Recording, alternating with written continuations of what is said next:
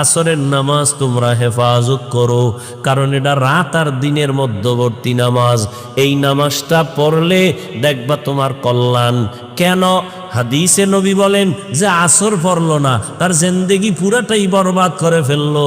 আসরের টাইম এমন একদল ফেরেশতা ডিউটি করতে করতে আসরের সময় বিদায়, নতুন রাতের ডিউটি করনেওয়ালা ফেরেশতা এসে হাজির হয়। যাওয়ার সময়, এটা কোন থানা? সোনারগাঁ থানা। ওসি মাঝে মাঝে বদলি হয়নি, কথা কন না কেন? আগে ওসি ছিল, এখন বদলি হয়ে গেল। বদলি হওয়ার টাইম যখন, নোটিশ যখন আইসা পড়ছে, যাওয়ার আগে নতুন ওসি আসে, আসার পরে তারে বুঝাইয়া দেয়। বুঝাইয়া দেওয়ার সময় ওসি সাহেব কানের মধ্যে একটা আওয়াজ দিয়া যায়, এই এলাকার অমুক অমুক লোকগুলো হাতে রাইখো, তাহলে তোমার হাদিয়া ঠিকঠাক মতো চলবে।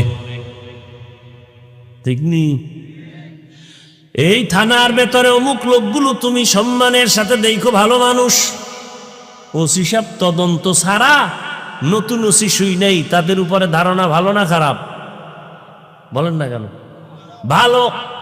ঠিক আসরের ফেরেশতা যখন চলে যায়, সারাদিন ডিউটি কইরা যাওয়ার সময় রাতের ফেরেশতা যখন হাতে আইসা ডিউটি ধরে, ওদের কয়, এই যে নামাজের মধ্যে যারা দাঁড়ানো লোকগুলো ভালো, আমরা সাক্ষী দিলাম, তোমরাও সাক্ষী দিয়ে আমল নামায় লিখিও।